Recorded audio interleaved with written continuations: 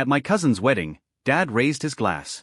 This is what a real son looks like, unlike the failure hiding in the back. The room froze, every eye cutting into me. I smiled steady. But none of them knew what was coming next. Dear viewers, I hope you will support us with simple subscribing our channel, also like, share and comment, and tell me from where you are watching this video. My name's Glenn. I'm 27 now, and I've always been the quiet one in the family. Not because I lack thoughts or goals, but because silence was the only way to survive without inviting another round of comparisons or cutting remarks. My dad, Harold, especially had a talent for making me feel smaller. Like everything I achieved was insignificant compared to my cousin Nathan. If Nathan landed a promotion, Harold would sigh and ask why I hadn't thought bigger in my own career. If Nathan bought a new car, Harold would shake his head and complain that I was still wasting money on rent instead of building equity. There was always something wrong with me in his eyes. Over time, I learned to shrink myself, keep my head down, smile when spoken to, and avoid reminding anyone that I was always being weighed against someone else's standard. That same dynamic hit its peak at Nathan's wedding. It was one of those over-the-top events. You could practically smell money in the flowers and hear it in the endless stream of champagne. My mom, Evelyn, had been bragging for weeks about how beautiful everything would be, and Harold never missed a chance to remind me that this was what came from being successful. It didn't matter that I had a solid job, paid my bills on time, and had even gotten a promotion recently. None of that was worth anything compared to Nathan's six-figure salary or the house he and his fiancée owned. Honestly, I almost didn't attend. The thought of sitting through another evening of backhanded comments and pitying looks didn't exactly sound appealing. But Evelyn insisted it would be unforgivable to miss it. So I put on my best suit, good enough, though not tailored like Nathan's probably was, and went, already bracing myself for the night. I remember standing in the back of the reception hall, trying to disappear into the wallpaper when the toasts began. People laughed, clinked glasses, and told sweet stories about the couple. For a moment, I thought maybe I'd get through the night quietly, eat my dinner, watch Nathan and his bride dance, and sneak out without drama. But then it happened. Harold stood up with his champagne glass and cleared his throat. The room went silent. He has this way of demanding attention, not because people admire him, but because his voice cuts sharp, like a blade, daring anyone to ignore him. He smiled, one of those proud booming smiles he saves for moments when he thinks he's the star, and turned to Nathan. Now this, he said, raising his glass high, this is what a real son looks like. The words hit like a punch. He wasn't just celebrating Nathan. He twisted his head just enough for everyone to follow his gaze toward me at the back of the room. Not the failure sulking in the corner, he added, his voice dripping with disdain. Glenn could stand to learn what it means to actually make his family proud. Heat rushed to my face. The silence that followed was suffocating. Guests shifted awkwardly, unsure if they should laugh, speak, or pretend they hadn't heard. Nathan's fiancée froze, her smile stuck in place as if she couldn't believe what had just been said. I forced my lips into a smile, raising my glass just a fraction to play along, as if it were a harmless joke. But it wasn't. It never was with him. Inside, I was shaking, with humiliation, with rage, with years of bottled-up pain. Every time he had dismissed me, mocked me, told me I wasn't enough, it all boiled up right then. Everyone else looked away, but I locked eyes with Harold, my fake smile still plastered on while my chest tightened. Because none of them knew, not Harold, not Evelyn, not even Nathan, that I wasn't the same Glenn they'd spent years tearing down. I had been building something quietly, step by step, while they were too busy ridiculing me to notice. And standing there, swallowing my pride in that suffocating silence, I realized, this was the moment everything would change. But I didn't move. Not yet. I stood there, glass in hand, looking like the same old Glenn they'd always dismissed. On the outside, I was calm, a half-smile fixed on my face. On the inside, though, the storm was building. Harold had returned to his seat, laughing loudly with his table as though he had said something witty instead of cruel. My champagne suddenly felt heavy, the bubbles burning at my throat when I tried to swallow. It wasn't the silence of peace inside me, it was the silence of pressure before it explodes. But I stayed put, my expression unchanged, as if I hadn't just been stripped of dignity in front of a hall full of people. I thought maybe, just maybe, that would be the end of it. But with my family, cruelty always finds another stage. Dinner came, and of course the seating chart had already been decided. My place wasn't near the head table with my parents or Nathan's new family, it was tucked at the edge, at a side table with distant relatives who barely knew me.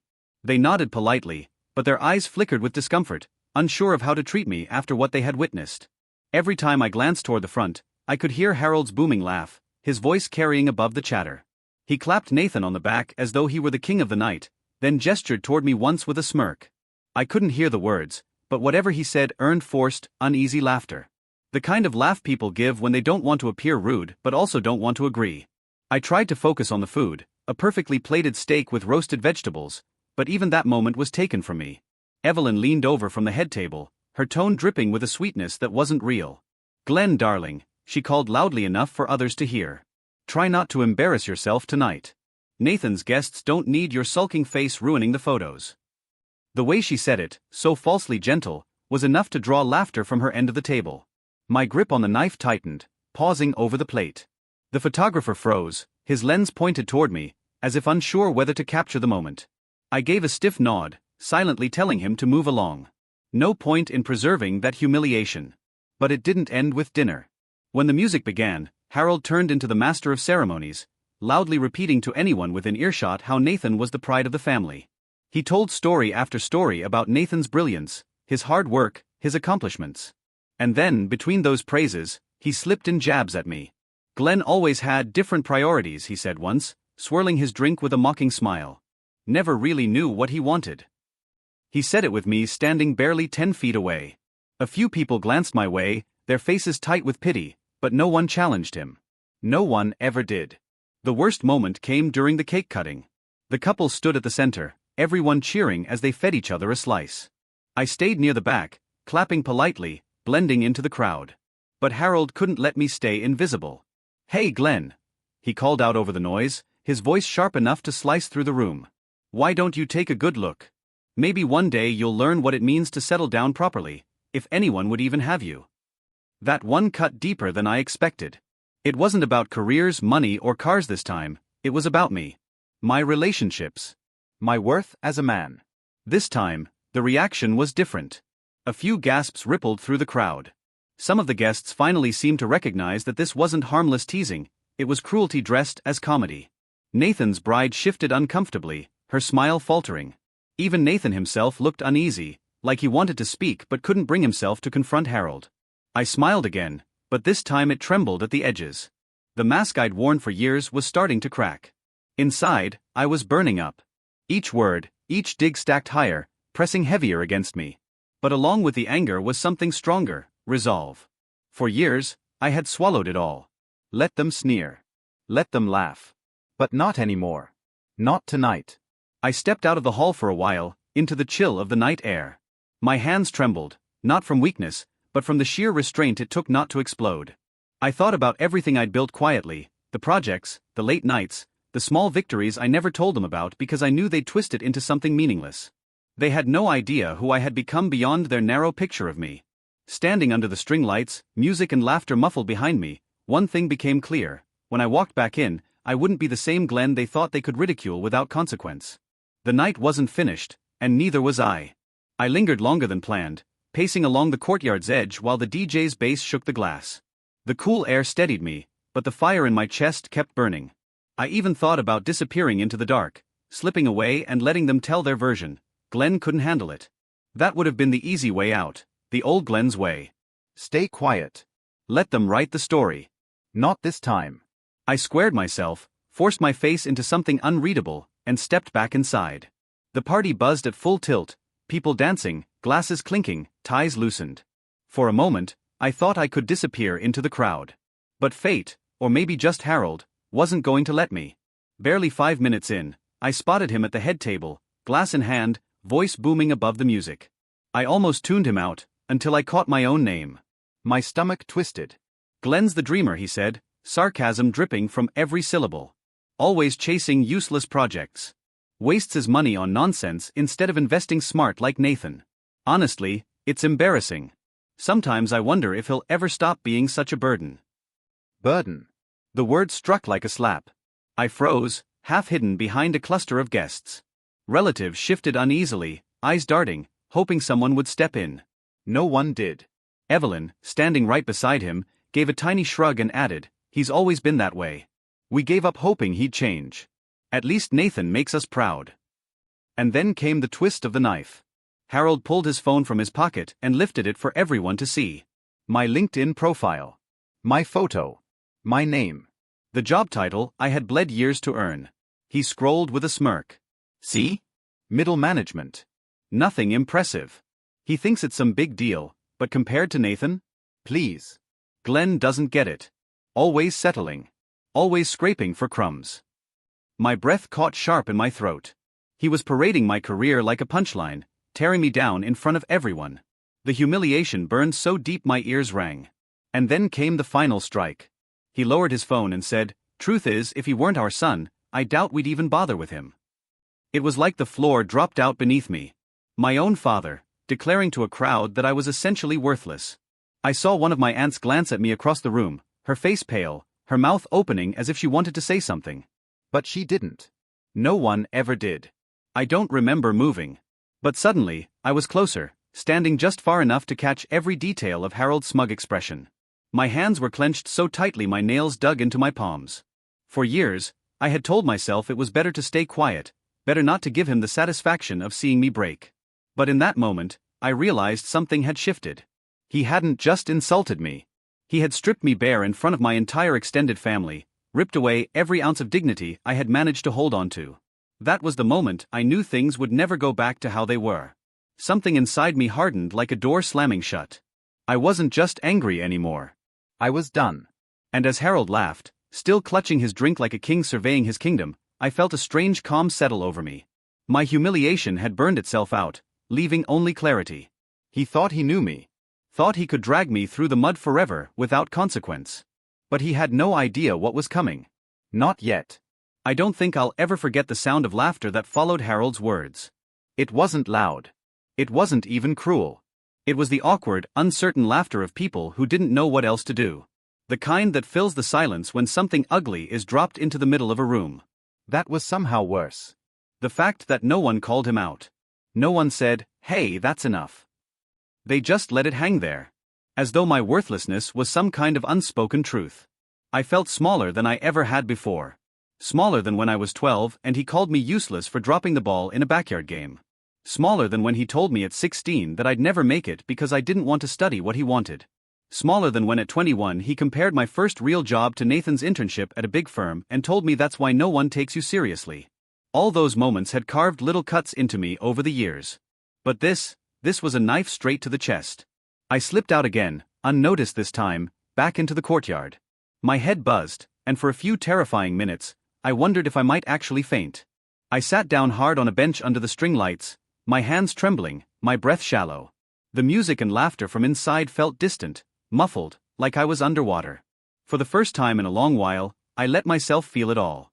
The shame, the anger, the exhaustion of constantly being the family scapegoat.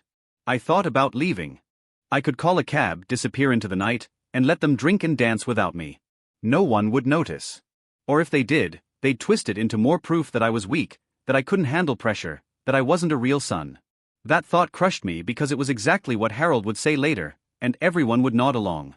The image of him holding court, glass raised, telling the story of how Glenn stormed out of Nathan's wedding because he couldn't handle the spotlight, made me sick. My fists clenched, and I pressed them against my knees, grounding myself. I couldn't give him that, so I stayed sitting there, letting the minutes drag on, the cool air steadying me. My phone buzzed in my pocket, a notification. I pulled it out, expecting some pointless app alert, but it was an email I had forgotten was scheduled to arrive that evening. I read the subject line, and for the first time that night, my lips twitched into something close to a real smile. It was from a client, a big one, the kind of contract I'd been chasing quietly for months. The kind of deal that could change things for me completely. I didn't open it right away. Instead, I stared at the subject line, letting the knowledge of what I had tucked away sink in. Harold thought he knew everything about me. But he had no idea how hard I'd been working, what I'd been building. He saw me as a failure because I never flaunted my wins like Nathan. Because I didn't live to impress him. For the first time all night, I felt a spark, a tiny flame of defiance. I slipped my phone back into my pocket and stood, brushing off my suit. Inside, I was still raw, still wounded. But beneath that, something was forming, a plan. I wasn't going to argue with him. Not tonight. I wasn't going to throw a tantrum or beg him to respect me. I had tried all that before, and it had only given him more ammunition. No, this time would be different. When I stepped back inside the hall, I kept to the edges again, quiet, unremarkable, invisible. Let them think they'd broken me. Let them think I was sulking, licking my wounds.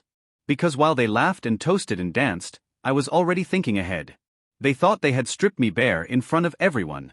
But really, they had given me the one thing I needed most: resolve. The days after the wedding felt like walking around with an open wound. Everywhere I went, I carried the memory of that toast, the sneers, the laughter that followed. Even in the quiet of my apartment, away from the voices that had haunted me my whole life, I could still hear Harold's words: "If he weren't our son, I doubt we'd even bother with him." It was the kind of line that seared itself into the back of my mind, replaying when I tried to sleep, echoing when I woke up. But as sharp as the pain was, it did something unexpected. It hardened me. For the first time in years, I stopped asking myself why I wasn't enough for him and started asking a different question. Why did I care? Why was I wasting my life trying to prove myself to people who had already decided I was worthless? That email I had gotten during the wedding sat unopened for 2 days. Not because I didn't want to read it, but because I wanted to face it with clear eyes, not in the haze of humiliation. When I finally opened it, my pulse quickened. It was confirmation. The contract had gone through. A deal I'd been quietly working on for months, balancing late nights after my day job, had landed. My freelance side hustle, something I'd kept mostly to myself, was officially turning into something bigger. I remember staring at the screen, realizing that what I held in my hands was leverage, independence, a future that no one in my family had a say in. And for the first time in a long time, I felt powerful.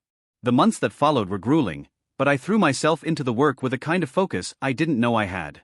I started small. One client turned into two into 5. My weekends disappeared into strategy sessions, my evenings into endless calls and revisions. But instead of draining me, it fueled me. Each new milestone was like a brick in a wall I was building between myself and their insults. By spring, I was making more from my side hustle than I was from my day job. I didn't tell anyone, not my parents, not even close friends. I kept it all close to the chest, savoring the secrecy. I had learned the hard way that exposing my wins too early only invited criticism. This time, I'd let the results speak for themselves. Then came the promotion at work. The same job Harold had mocked at the wedding. The middle management role he had sneered at suddenly expanded. I was tapped to lead a new division. My salary doubled. My title changed. On paper, I was climbing fast. In reality, I was juggling 2 full-time careers, the corporate ladder by day and my growing business by night. It was exhausting. But every time I thought about quitting, I remembered the look on Harold's face when he waved around my LinkedIn profile. That smug certainty that I was nothing.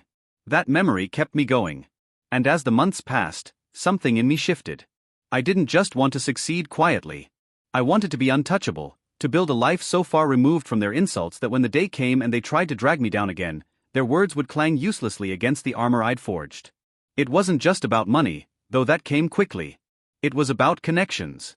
I started attending industry events, networking with people far outside the orbit of my family. I built friendships with people who saw me not as the failure cousin, but as Glenn, the guy who delivered results, who knew his craft, who had vision. Slowly, I carved out a reputation that had nothing to do with my last name or my family shadow. By the end of the year, I had something Harold could never take from me.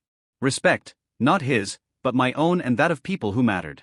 I bought a place of my own.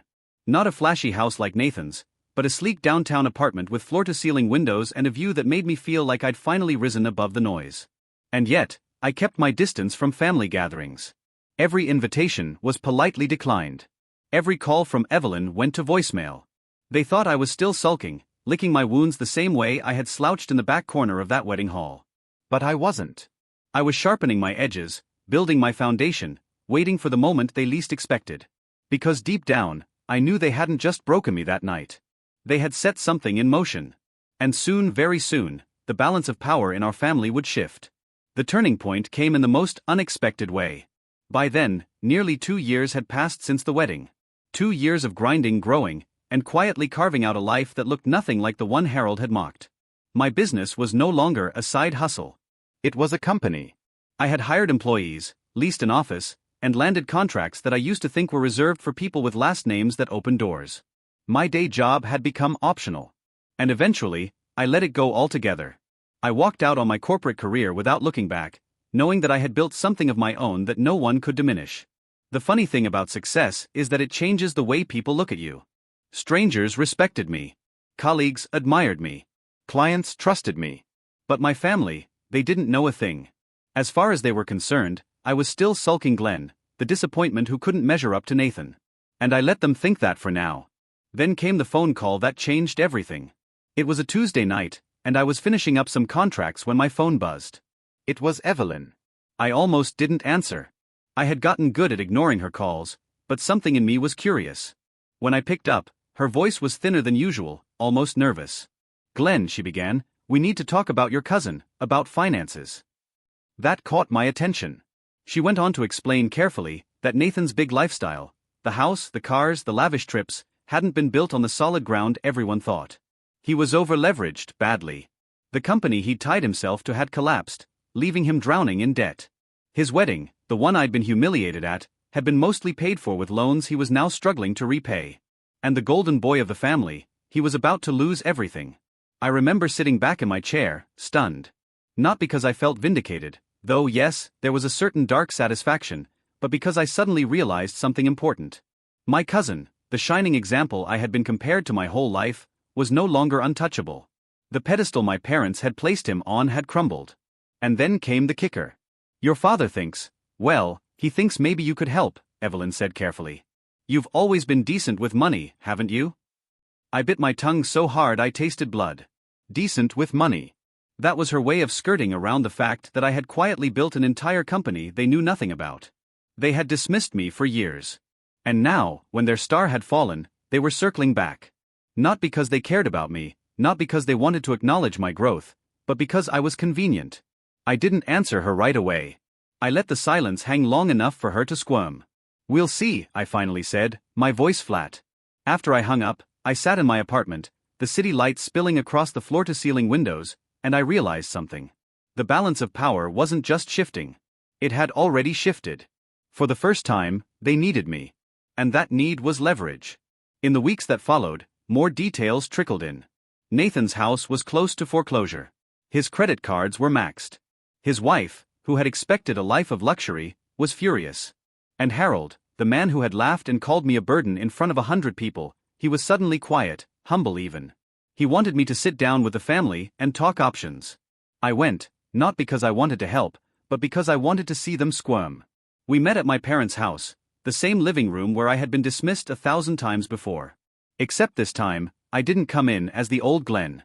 I came in wearing a tailored suit, the kind that fit like armor, and a watch I had bought not for show, but as a reminder of what I had earned.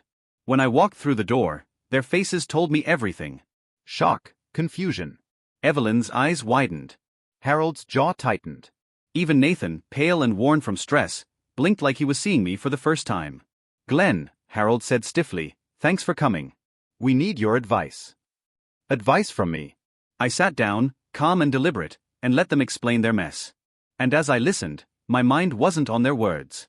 It was on the opportunity unfolding in front of me. For years they had dismissed me, mocked me, humiliated me, and now here they were, laying their problems at my feet, desperate for a solution. They thought they were pulling me into their crisis. What they didn't realize was that they had just handed me the perfect setup. I let them talk. That was the first part of the revenge. Silence. For years, I had been the one cut off mid-sentence, my thoughts dismissed before I could finish them. Now I let them pour their desperation into the air. Nathan, with his trembling hands, explaining the loans he had taken out for the house and the wedding. Evelyn, wringing her hands about how unfair it all was. And Harold, the man who had once declared I wasn't worth the breath in his lungs, sitting with his jaw clenched, eyes fixed on me as though the weight of his pride was battling the gravity of his need. I asked questions, calm and measured, like a banker reviewing a loan application. How much was owed? What assets were still in play? Did anyone co-sign? The more they revealed, the deeper their embarrassment grew. They were unraveling, laying out details they never would have admitted if they weren't cornered. And I sat there, pen tapping gently against a notepad, as if I were detached. Just another professional evaluating a case. When Nathan finished, I leaned back. The room was thick with tension. "You're asking for a bailout," I said plainly. From me. No one answered. Evelyn glanced at Harold. Nathan opened his mouth, then closed it again. Finally, Harold cleared his throat. "You're in a better place now, aren't you, Glenn? We've heard things. Success, money coming in. Maybe it's time you contributed to the family in a meaningful way." Meaningful way. My teeth pressed together, but outwardly I stayed calm. He couldn't even bring himself to say the word help, without twisting it into a moral lesson. I smiled faintly. So, let me get this straight. For years, I've been the failure, the burden, the disappointment. And now, suddenly, I'm the solution. Evelyn jumped in quickly. That's not what we meant, honey. You know your father exaggerates. Families support each other. And right now, your cousin needs us. No, I corrected, my voice firm. Right now, your cousin needs me. And that's very different. The silence that followed was delicious. For the first time in my life, I wasn't on the defensive. They were. I took my time, flipping through the notes I had scribbled down, pretending to weigh their options. Then I leaned forward, folding my hands on the table. Here's how this will work, I said. If I'm going to help, there will be conditions. Non-negotiable. Their eyes snapped to me. Harold bristled, but he didn't interrupt. That alone told me everything. He knew he couldn't afford to. First, I continued, I'll set up a trust. Any money I provide goes into that trust, and I control how it's spent. No more reckless decisions. No more loans for luxuries. Second, if I do this, there will be no more jokes at my expense. No more belittling me in front of the family, in public or in private, ever again. Third, I said, letting the words hang in the air, if I step in, you acknowledge me, not as a failure, not as a burden, but as someone who built something on his own. You don't have to like it, but you will respect it, and you will say it out loud. The weight of those words filled the room. Harold's mouth opened, then closed. His fists tightened on his knees. I could see the war waging in him, pride versus desperation. Finally, his voice came out rough. Fine. I leaned back, satisfied. But inside, I wasn't done. Not even close. Because here's the truth, I had no intention of bailing them out. Not really.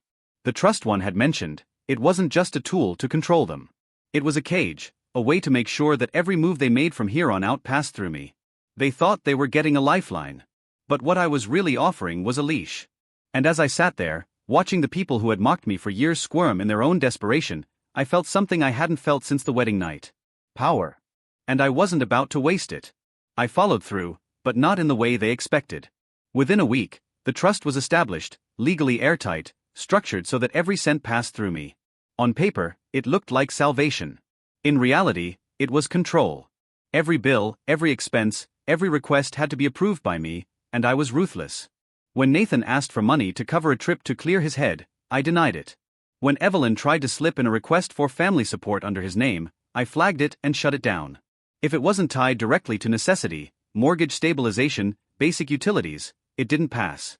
At first, they pushed back. Evelyn called constantly, guilt-tripping me, reminding me that family means sacrifice. Harold tried his old tricks, snide remarks, belittling comments slipped between pleasantries. But the difference now was simple. I had the leverage. Every time he snapped, I reminded him that without me, they had nothing. And every time he backed down, the cracks in their facade deepened. At family gatherings, people whispered. They all knew something had shifted. Suddenly, the golden boy was broke. And the failure was the one holding the strings. It didn't take long for the story to get out. Nathan's debts, my intervention, the trust that had effectively placed me at the head of the table. Relatives who once ignored me now pulled me aside, shaking my hand, congratulating me on stepping up. They saw me differently now, not as the quiet overlooked cousin, but as the one with real power.